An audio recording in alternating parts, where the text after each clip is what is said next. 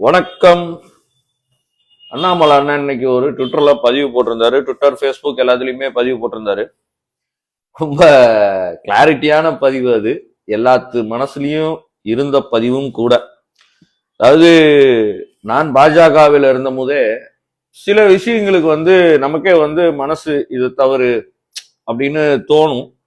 But என்ன பண்றது, நம்ம இருக்கிற கட்சி, நம்ம பயணிச்சுட்டு இருக்கிற கட்சி, அந்த பயணத்துல இருக்கிற போது நம்ம சில விஷயங்களை நம்ம கடந்து போற மாதிரி தான் இருக்கும். நம்ம மனசை நம்மளே ஏமாத்திக்கிற மாதிரி தான் இருக்கும். இருந்தாலும் நம்ம நம்ம வீட்டுல, நம்ம அருகாமையில ஃப்ரெண்ட்ஸு கிட்ட ஏதாவது இந்த மாதிரி இது என்னப்பா இப்படி பண்றாங்க அப்படின்னு கேட்கிற போது அதுக்கு வாலண்டரியா முட்டு கொடுக்குற மாதிரி இருக்கும். ஆனா இப்ப அந்த பிரச்சனை இல்லை. ஏன்னா நம்ம பாஜகவிலிருந்து வெளியில வந்துட்டோம். அண்ணன் அண்ணாமலை அவர்கள் தலைமையில் வீதி லீடர்ஸ்ல நம்ம போய் பயணிக்கிறோம். அண்ணாமலை அண்ணன் இன்னைக்கு இந்த பதிவுல தெளிவான ஒரு விஷயத்த சொல்லியிருக்காரு.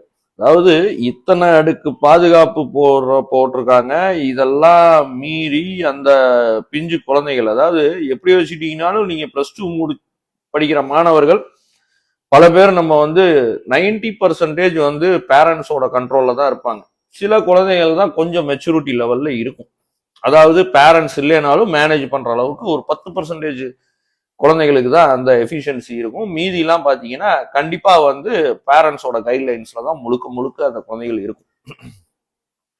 இதுல போய் இத்தனை விதமான செக் பண்ணி அந்த குழந்தைய அனுப்புற போது அந்த குழந்தைக்கு உள்ள போய் அந்த எக்ஸாம் எழுதுற மனநிலை குறையும். பத்தாவதுக்கு நீங்க இவ்வளவு ப்ரெஷர், அதாவது வினாத்தாள் லீக் ஆகிறத கண்ட்ரோல் பண்ணுங்க. அதை விட்டுட்டு வர்ற குழந்தைகளை போட்டு இவ்வளவு ப்ரெஷர் பண்ண வேண்டாம் அப்படின்னு தான் சொல்லியிருக்காரு. அந்த பதிவை நான் மேல போட்டுறேன். அவர் போட்டிருக்கிறதோட தமிழாக்கம், அதை நான் தமிழாக்கம் செய்யல, ஏஐ தமிழாக்கம் செஞ்சிச்சு. 1க்கு 2 ஏஐ தமிழாக்கம் செஞ்சிருக்கு. கார்க்ல தான் நான் போட்டு அதை கேட்டிருக்கேன். நீங்களும் அதை டிரான்ஸ்லேட் பண்ணி பார்த்துக்கலாம். அதுல ஏதாவது நாங்கெல்லாம் எடிட் பண்ணிடுவோம்னு உங்களுக்கு ஒரு பயம் இருக்கலாம். அதனால நீங்களும் அதை டிரான்ஸ்லேட் பண்ணி பார்த்துக்கோங்க.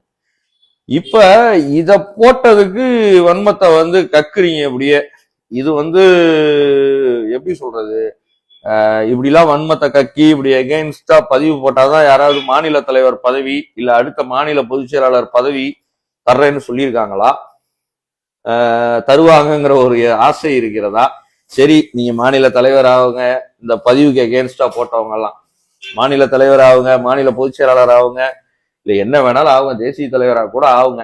ஆனா தமிழ்நாட்டு பாஜகல கிரவுண்ட்ல இறங்கி வேலை பார்க்குற ஒர்க்கர் இருக்கான் பாத்தீங்களா? இப்ப நான்லாம் கிரவுண்ட் ஒர்க்கர். இந்த மாதிரி கிரவுண்ட் ஒர்க்கர்லாம் எல்லா டிஸ்ட்ரிக்ட்லயும் அண்ணாமலை அண்ணன் கூட போயிட்டோம். இப்ப அங்க இருக்கிறது யாருன்னா உக்காந்துக்கிட்டு ஆர்டர் போடுறாங்க பாருங்க. அதாவது நான் பெரிய பொறுப்புல இருக்கேன் அப்படின்னு சொல்லிட்டு ஆர்டர் போடுற கேட்டகிரியில சில பேர் இருப்பாங்க. அவங்க மட்டும்தான் இப்போ பிஜேபியில அப்படியே அந்த பதவிக்காக அங்கேயே இருந்துக்கிறாங்க. உள்ளுணர்வுல இருக்கும். அண்ணாமலை அண்ணங்க கூட போயிடணும், அவங்களுக்கும் உள்ளுணர்வுல இருக்கும். பட் என்ன பண்றது, அவங்களால சில கவர்மெண்ட் அபிஷியல் போனா பிஜேபின்னா சென்ட்ரல் ஆளுங்கட்சி அப்படிலாம் மரியாதை கொடுக்கணும். அந்த மாதிரி ஒரு சில அல்ப ஆசைகளுக்காக பின்தொடருவார்கள். தொடர்ந்துட்டு போட்டும். நீங்கெல்லாம் தயவு பண்ணி விமர்சனம் பண்றதுக்கு முன்னாடி உங்க மனசாட்சியை கேட்டுட்டு விமர்சனம் பண்ணுங்க. அரசியலாவே பண்ணுவோம், அதுக்கு இன்னும் டைம் இருக்கு.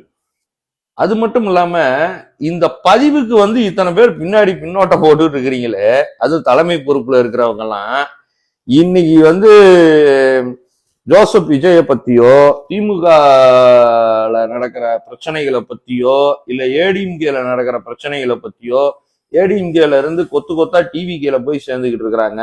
அங்க இருக்கிறவங்களை ஏன் பிஜேபிக்கு கூட்டிட்டு சேர்க்கணும்னு யாருக்கும் தோணல. கேட்டா கூட்டணி தர்மங்குவாங்க. இல்லையா? அப்படியா?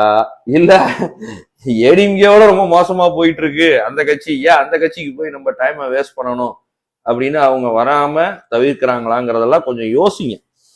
அண்ணாமலை அண்ணன் இப்பதான் ஃபவுண்டேஷன் போட்டுட்டு இருக்காரு. ஃபவுண்டேஷன் போட்டு அவர் ஸ்ட்ராங் ஆட்டும். அதுக்கப்புறம் விமர்சனம் பண்ணுங்க, என்ன வேணாலும் பண்ணுங்க. பதில் சொல்றதுக்கு நாங்க எங்களை மாதிரி ஆளெல்லாம் இருக்கோம். அண்ணனும் பதில் சொல்லுவார். அதை விட்டு இப்பயே பாத்தீங்களா, மத்திய அரசாங்கத்துக்கு எதிராக போயிட்டாரு, நீட்டு வேணாங்கிறாரு. நீட்டு வேணான்னு அவரு சொன்னதை நீங்க காட்டணும். அப்படி இல்லைன்னா அந்த பதிவு நான் போட்டது தப்புன்னு எழுதிடுங்க. அவர் நீட்டு வேண்டான்னு ஒரு லைன் நீங்க காட்டுங்க. அதாவது பாரத பிரதமர் 2014 நிக்கிற போது, வேட்பாளரா நிக்கிற போது ஒரு பொய் சொல்லிட்டாருன்னு திமுக காரன் எதிர்கட்சிக்காரன்லாம் பேசுவான். 15 லட்சம் தரேன்னு சொல்லிதான் மோடி ஜெயிச்சிட்டாரு அப்படின்னு சொல்லுவான். அப்போ நம்மலாம் கேட்போம், அந்த 15 லட்சம் தரேன்னு சொன்ன வீடியோவோ இல்ல ஏதோ ஒரு பதிவை காட்டு, நாங்க உனக்கு 15 லட்சம் ரூபாய் தர்றோம் அப்படின்னு சொல்லி. அது மாதிரி இந்த பதிவுல நீட்டு வேண்டான்னு சொன்னதை நீங்க காட்டுங்க. நீங்க சொல்றத நாங்க ஒத்துக்கிறோம். அப்படி இல்லைன்னா மன்னிப்பு கேளுங்க. நன்றி, வணக்கம், ஜெய்ஹிந்த். சிறந்த அரசியலை செய்யுங்க. இப்படி சங்கடமா இருக்கு, ஏன்னா நானும் அந்த இயக்கத்துல இருந்தேன். நன்றி.